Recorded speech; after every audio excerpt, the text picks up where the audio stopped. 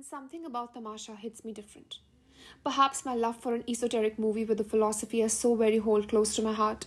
Or maybe something else. Maybe just add old memories, or maybe more. Who knows? Well, for I most certainly don't. My friend said today, let's go to Hauz Khas, so be it. I told myself, bracing already for the storm of sweat I was going to fight off on a snoozy July noon. But to my surprise, I found myself standing in front of one of my most cozy places of all time.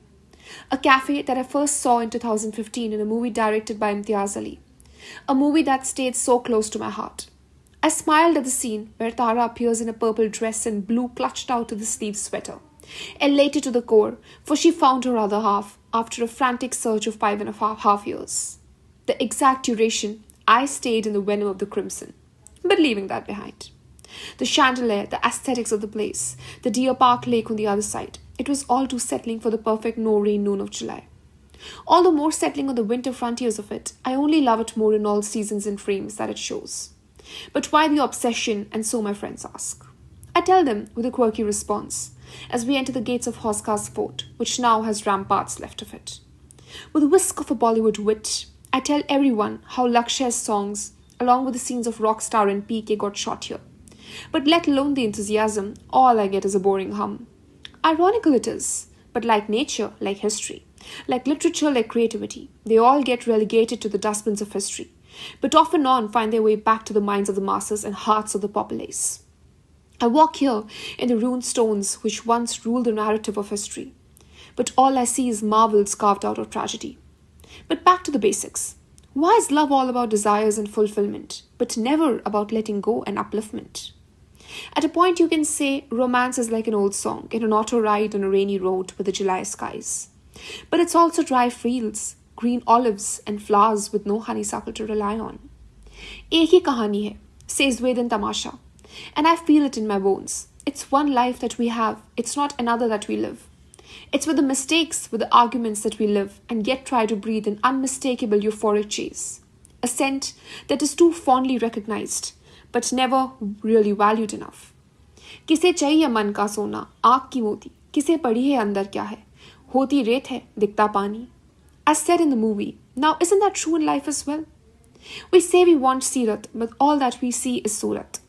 Let's wear that baggy jeans and a denim tunic top, for what's chic and in, but let's forget the fourth layer of our nature, the very soul.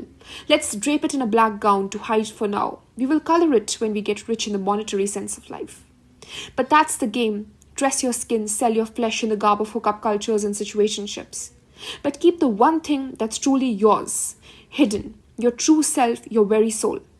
The one that has planets and stars, but is for now mocked upon by brutality of all mental sorts. When Geet says in Jab We Met, "Main to bhaag hi rahi hu," was not just in the literal sense of it, but also metaphorical, for she ran from a system of patriarchy to a lover that never shared the bond of love with her, to a path of discovery of her own self where she met the one that truly belonged with her. You see it there. Life keeps love simple. Break the norm, challenge the convention. Modify the institution, respect the values, pinpoint the tradition and embrace yourself. That's when love walks into your life. Not on a white horse maybe, but the feeling will be surreal. When Agar Tum Saath Ho plays in the movie, it is an agony, not between two people, but between the conditioned self of the protagonist and the person whom he really wants to be. It's love, but not always the surreal Disney one. It can be a strict boundary too. It can be the subtle tones of Corsica and the mundane ones of corporate life. Until Ved finds himself in his own strength and virtue, reuniting with the one he truly belonged with. Imtiaz Ali puts it beautifully for all the characters, from Aditya and Jab We Met to Jordan and Rockstar, to Veronica and Cocktail to Ved and Tamasha. It's just the introspection, the analysis that our soul yearns for, but we can't seem to care less. Love is not always poetry, it can be poison too. It is not always literature, soft pink and baby blue cuddles. It can be outrageous, loud, monumental, and yet soft, all in a go. From the Himalayan peaks to Punjab ke khet, from Mumbai roads to Delhi's culture, from trains to autos, the character was all about embracing his own value in life. His own story, his own dignity, a transition that can actually take a lifetime. But why are love stories so spiritual? Well, why not? A thread woven in the conflict of divine, strings attached on another plane between souls, true to themselves and not bodies subjected to conditionalities imposed on them by a fabric made from the old threads of fear and stigma of a society. So love on this plane becomes like a rebirth, like a metamorphosis, a difficult transition with only unconditional love in the end. Why equate romance only with the Rehna Hai Tere Dil Mein drizzle and the cozy winter nod and trod? Why only tangerine orange or soft blues? Why a sunflower yellow and or an orchid purple?